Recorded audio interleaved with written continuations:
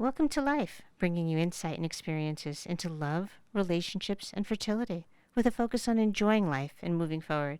On today's podcast, we'll talk about food and how it impacts our life with Dara Godfrey, registered dietitian, and this will be part one. We'll talk about how food nurtures us, how it intertwines with our memories, good, bad, and indifferent, and ways to acknowledge and establish eating habits for a healthier life. Hi, this is Lori. Welcome to my podcast. Welcome to Life, Love, Insight, Fertility, and Experiences. And today we're here with Dara Godfrey, registered dietitian from RMA Associates of New York, which is one of the largest reproductive medicine clinics in Manhattan. So happy to have you here, Dara. So wonderful to be here. Oh, thank you. Thank you. And I'm excited that Dara's here because if you ever looked at Dara's website, you would see this incredible smile, and that's exactly the energy she has all the time when she talks about nutrition and she talks about life. So I'm very excited for her to share her information with you. You know, one of the things that we really want to talk about with food is that food is something that we all love. Sometimes we love and hate it depending on what we're going through.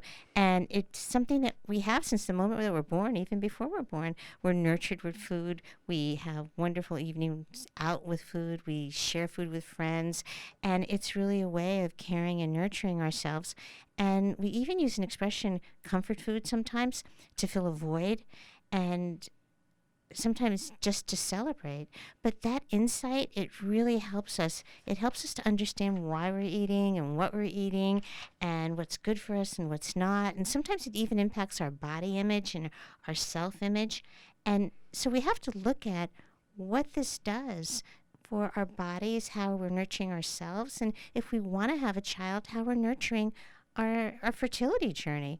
So that's something that we're going to talk about today. And possibly also the impact of the food on our body and how come we celebrate with food so much. When we look at our experiences in life, so many of them are tied to food, right? We think of our mom cooking for us, or whoever raised us cooking for us, or baking with someone special, or a special restaurant that you love, or a trip that you took with food. And I don't know if anybody remembers Anthony Bourdain, but his entire show on CNN was about food and how having meals together is a wonderful way of exchanging not just cultural values, but love for life and who we are and getting closer. So today we're going to talk about eating and food and the physical and emotional impact, which is becoming a huge topic. I'm seeing it all over in a lot of the articles that I'm reading, and the overall health and the pleasure and sometimes the pain. So where we begin, I'm not sure, Dara, but where would you like to begin? Well, Laura, you made a great point that some of our earliest memories in childhood often revolve around food or some sort of celebration that revolves around a meal. Right. It does. Absolutely. And, you know, what's wonderful about that is when I think about going over to my friend's house and baking with her little girl, she's so excited. She eats the dough. There's everything around it, and maybe she'll have that memory and maybe she won't growing up. But, when we think about family gatherings, some of us think about food that we don't want to eat when we go to this aunt's house or this friend's house, and some of us can't wait to go home from college or from work and have the food from the person who's cooking for us. Yeah. And Lori made a good point also. The experiences when we go to someone's house to eat.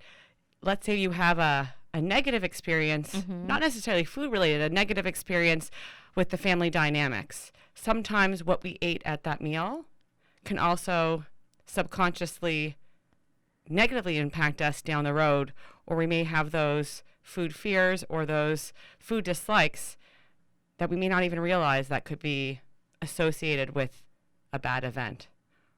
Right, that makes sense. That makes a lot of sense. I was actually talking to somebody yesterday who I work with, and she was talking about the fact that she's gone on this quote-unquote diet. And I have a lot of feelings about the word diet, to be honest with you. And I know you do too. And with this diet, she was going to somebody's house, and she was very, very worried about what she was going to eat, because the person cooks, and she's not always the best cook, but she gets insulted when you don't eat. So, yes, she remembers the meals from before and how it's going to impact and how she makes a lot of things that she doesn't care for. So what do we do when we have these negative memories associated with a specific meal or even a specific, type of food, or a food restriction, or even a restaurant where maybe we had a bad experience. I mean, there could be a number of ways to deal with it, but I think the first thing is to acknowledge or realize that maybe we're avoiding these foods or afraid of them because of a specific situation. And when your brain can acknowledge that it's not necessarily the food, but the experience that goes along with it, that could be the first step to change those habits. I think that's a great point because, we talk so much today about mindfulness and we talk about cognitive behavioral health, and that's all doing exactly what you're saying. It's acknowledging what's going on, and then from that acknowledgement, what is the next step, right? What's the thought? What's the feeling? And how do we take an action to improve it? So you and I were chatting, and, when people have alcohol addiction or drug addiction, well, it's more evident, right? And you don't necessarily have to have alcohol or drugs to live, but we can't live without food. So what if it's something that you should be eating? What if it's protein, some kind of protein-related food? What do you do? Or how do you work with somebody like that? And how do you be sure they're getting the nourishment that they need? For me, the first step is seeing where they are right now. What are their daily habits? What are their daily routines? The problem, and I'm with you, that the term diet, in my eyes, is seen as something that's restrictive, something that also implies a short-term fix, as opposed to eating habits for life, a lifestyle. But there's no one-size-fits-all because we all live different lifestyles. Our bodies work differently. We're women, some people are men, and our genetics are different. So part of it is getting that baseline of what's your lifestyle, what's your day-to-day routine, do you work, do you stay at home, do you have family, do you cook? And then kind of when you can establish some of those basics, then we get into the actual what do you eat, how many meals do you have, how do you start your morning? And it's actually not only food, and I think that people think they come to me just for the food component, but as you know, it's so much more than just food. Food is part of our day, but it's also our sleeping habits, our connections with other people, and that's where you come in, a big component of that. But you have to look at the big picture. It's not just what you eat. Right. I agree with you. And I find that that's a lot of the conversation I have with people around food. So why, lots of times you'll ask the question like, what's making you eat that right now if you're going to beat yourself up later? And if it's sometimes a medical condition, like a doctor will tell you, make sure you limit your salt. Salt is a key thing today, right? Everybody's talking about salt. They're putting salt contents on menus. So what do you do when a doctor tells you limit your salt or limit your fat or limit your dairy? How do you deal with that? And how do you make sure that your body is being nurtured and cared for the way you want it to without necessarily changing all the things that you enjoyed before and not changing all of your daily habits if they were working for you? So there's a number of things that I usually discuss with the patients that I meet with. First of all, what are your day-to-day routines? So I usually do a food record of a typical day during the week and a typical day during the weekend, because weekends tend to be less structured, more on the go. If people work, especially office jobs, they tend to have more of a routine-like schedule. So to see what those habits are, see what they're doing from a day-to-day basis, and then, for salt, for example, are they going out to restaurants or ordering in? Food will typically be saltier when you order in or go to a restaurant. And then some of those like hidden types of foods that we may not, realize, going back to salt, things that are pickled, pickles, olives, pickled ginger at a Japanese restaurant. Some of the sauces that we get, teriyaki sauce, barbecue sauce, rice wine vinegar. So how do people, I'm sorry, but how do people, who then become concerned about a certain component of what they're supposed to avoid, how do they cope? How do they find substitutes, or how do they continue to have a little bit in moderation and still be happy and still feel fulfilled? And, it's a combination of a whole bunch of things. Yeah, it's a lot of it's trial and error, and I think that's somewhat challenging because people often want those concrete answers. Absolutely. And what works for what works for one person may not work for someone else. So, being patient, strategizing. So, for example, back to the salt, spices, using spices as a tool for flavor, as a flavor enhancer, or an acid like a lemon, a lime, balsamic vinegar as that flavor enhancer. And part of it is also the training your body to get used to something new. Yes, absolutely.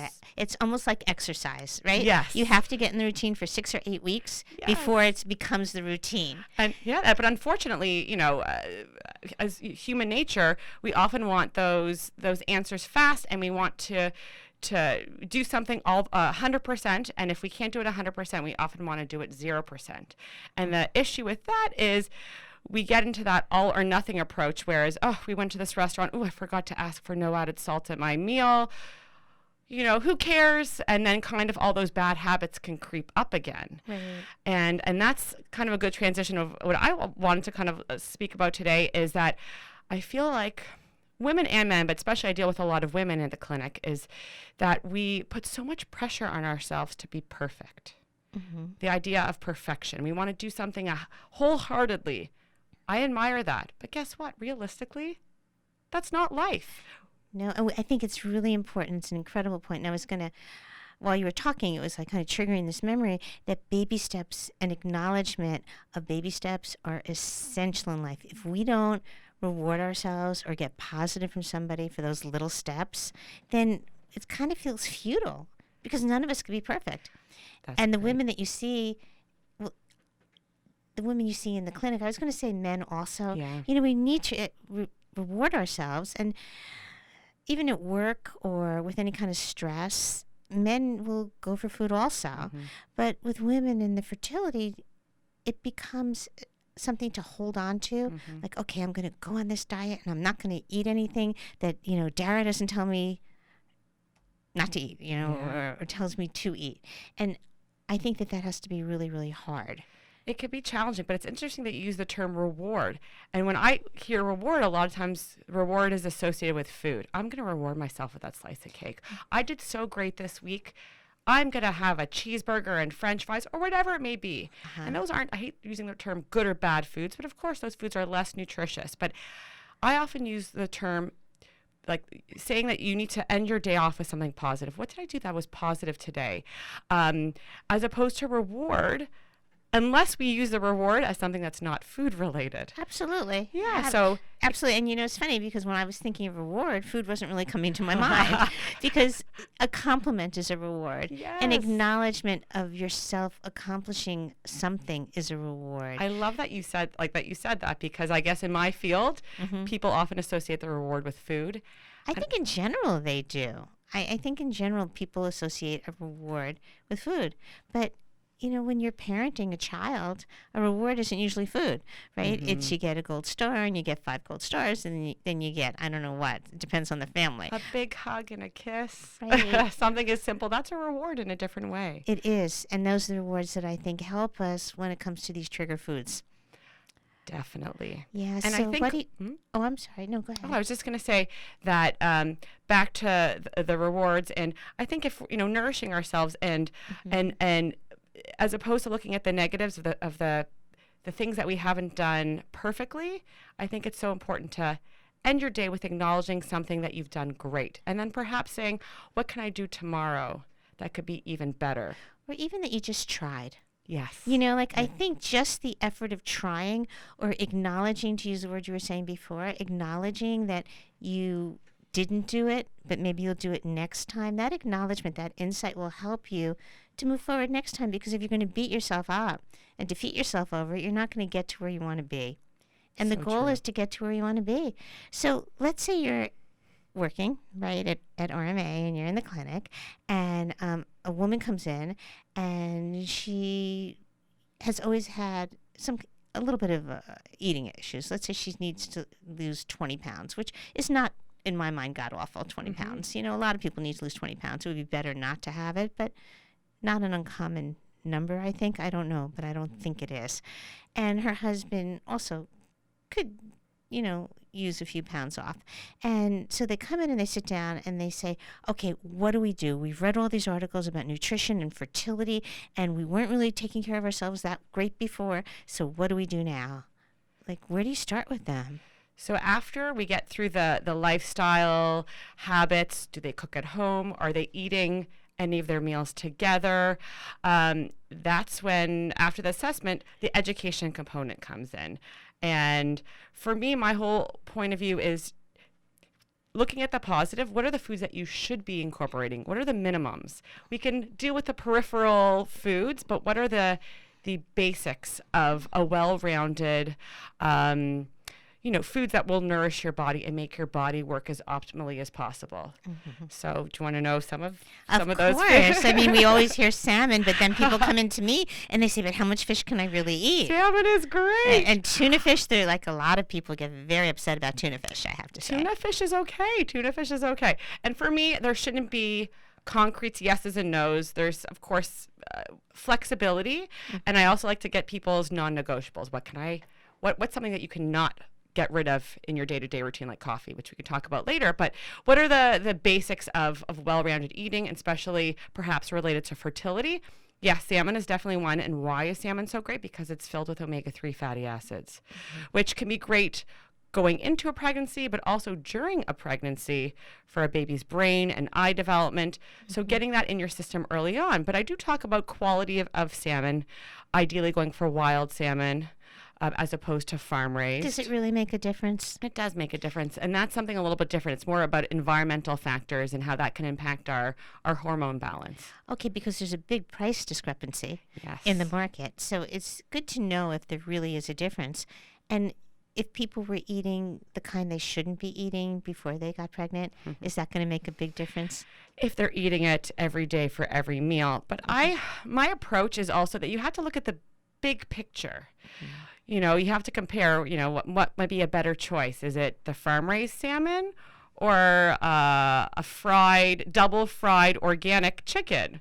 I probably would still go for the farm-raised salmon on occasion, because you're still getting a little bit of omega-3s and some other health benefits with all the not having the saturated fat that you would get from a fried chicken.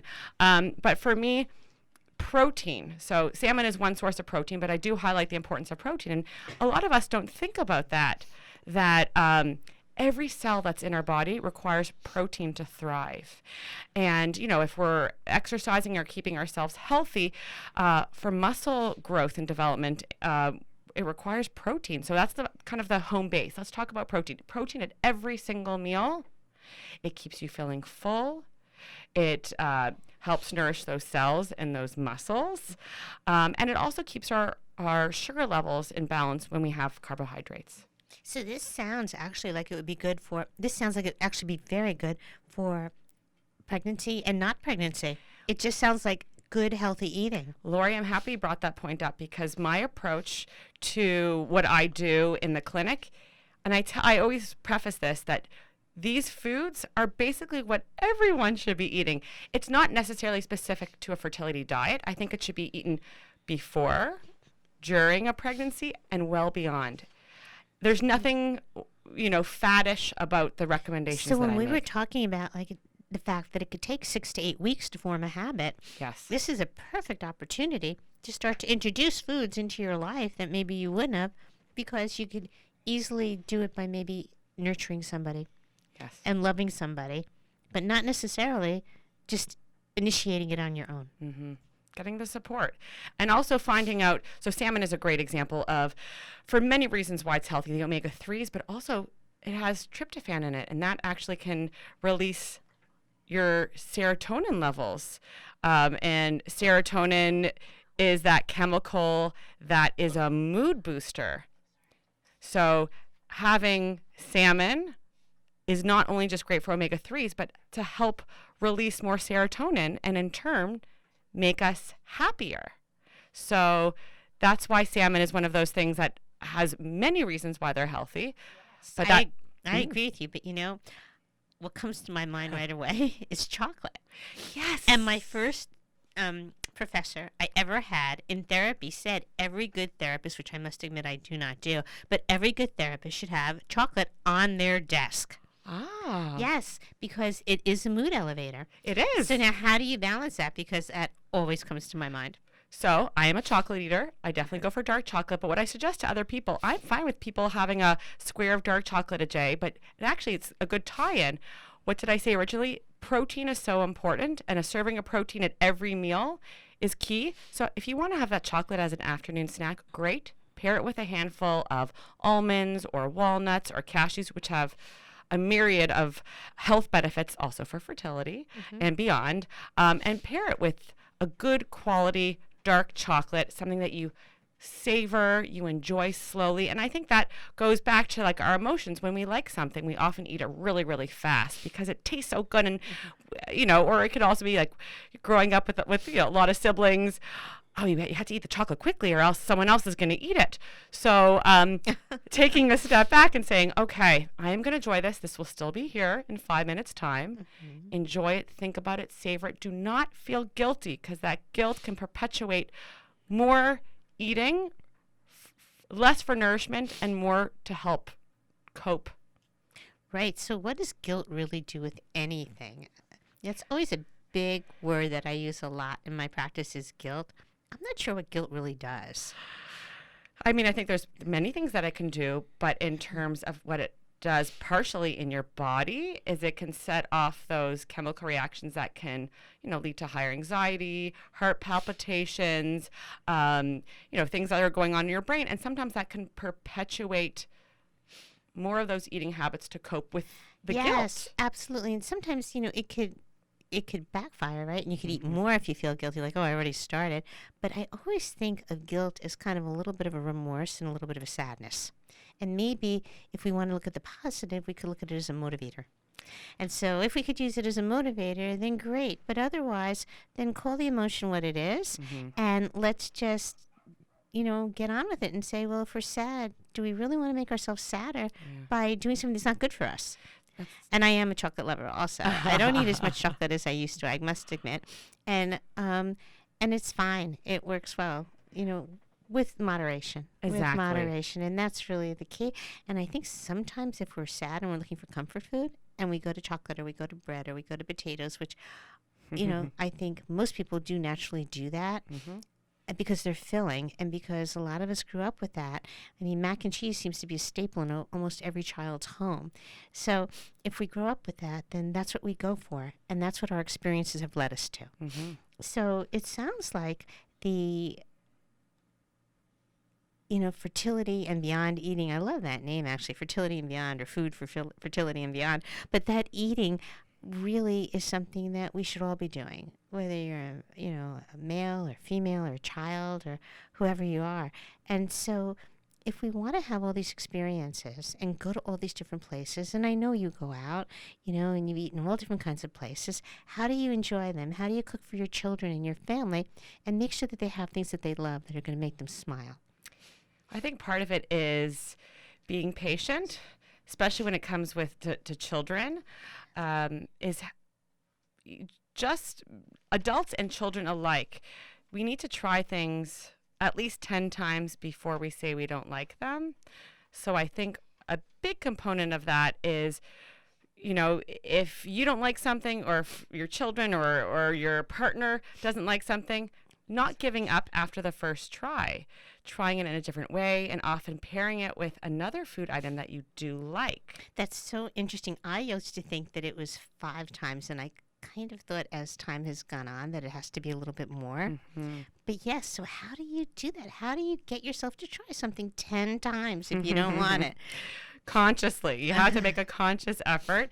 And it does come with some creativity, and that's where sometimes having that support in a dietitian who can give you some of those ideas in creative ways. For me, sometimes the things that are more challenging to cook, I will be more adventuresome going out to a restaurant that, someone told me they have really good sardines at this restaurant. You should try it there because they have a really nice sauce. And here I think, a sauce that's going to mask some of the flavor of a very, flavorful high omega-3 fish, which is good for your brain and good for fertility. It comes with a network, a team, not just thinking about it yourself or doing it at home yourself, but strategizing and coming up with solutions that work for you. I think that's great. I think it's an important concept. And so when we think about going to a restaurant, or we think about entertaining, or we're thinking about trying to just make somebody smile when they're eating, we do that with the intention of maybe introducing something new and something that they already love. Exactly. And pairing them together. And I think that's what life is all about. I think life is all about, going for this ride and enjoying what we can, and knowing that there's going to be things that we don't enjoy along the road, but that's okay. Just like there's going to be things that we're going to eat that maybe we don't want to try, but we're going to. So, Dara, thank you so much for coming today. This was fabulous. And if anybody has any questions or would like any information, please feel free to email me at lorimetz@ymail.com, or visit my website, which is lorimetz.net. Or Dara, would you like to give out your information? Sure. My Instagram handle is my full name, Dara Godfrey Nutrition. Okay, well, great. And thank you so much, Dara. This was fabulous. I had so much fun. Oh, me too.